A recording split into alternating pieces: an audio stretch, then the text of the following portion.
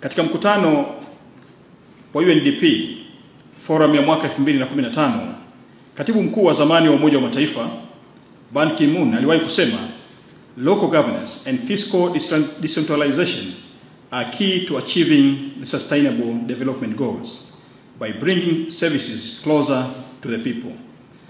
TAMISEMI ndio roho ya nchi yetu. TAMISEMI ndio roho ya nchi yetu. Alilolikusudia baba wa taifa na hata majuto yake wakati fulani alipohojiwa ilikuwa ni namna gani wakati alipoiondoa tawala za mikoa na serikali za mitaa kwa wananchi. Kwa sababu tawala za mikoa na serikali za mitaa, yani TAMISEMI, ni ya wananchi. Maana yake TAMISEMI inawafikiria wananchi milioni 64 kwa mujibu wa sensa iliyopita. Na hapa naomba nikiri kabisa, Mheshimiwa Waziri Mkuu, watendaji hawa wanafanya kazi kubwa sana katika maeneo yao. Wanafanya kazi kubwa sana. Inawezekana kabisa changamoto zisikosekane kwa sababu ya ukubwa wa wizara hii, lakini ukubwa wa nchi yetu, wingi wa wananchi, halmashauri tulizo nazo, na namna ambavyo tumekuwa tukijitoa kuwahudumia wananchi katika maeneo yetu. Lakini kama waziri mwenye dhamana, ninakiri kabisa kwamba watendaji hawa ambao ndio nguzo na ndio roho na moyo wa serikali hii wanafanya kazi kubwa sana ya kumsaidia Mheshimiwa Rais katika maeneo yao. Wanafanya kazi kubwa, kazi nzuri, pamoja na kwamba changamoto hazikosekani kama binadamu.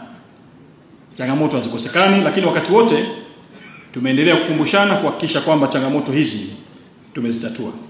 Niendelee kuipongeza ofisi ya Rais TAMISEMI chini ya uongozi wa Mheshimiwa Alhaji Mohamed Omar Mchengerwa. Nilikuwa naiacha hii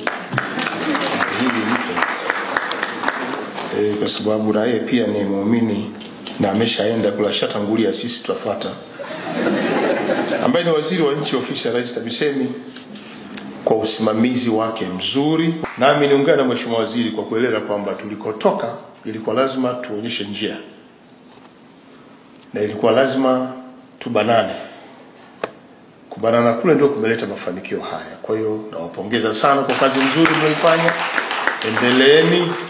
Hakika mmeiwezesha pia serikali kutekeleza maelekezo ya Chama cha Mapinduzi, na tunapoelekea kwenye uchaguzi, chama chetu cha Mapinduzi kikiwa na mgombea wake ambaye tayari tumeshampata, Mheshimiwa Dr. Samia Suluhu Hassan, tunakwenda kifua mbele.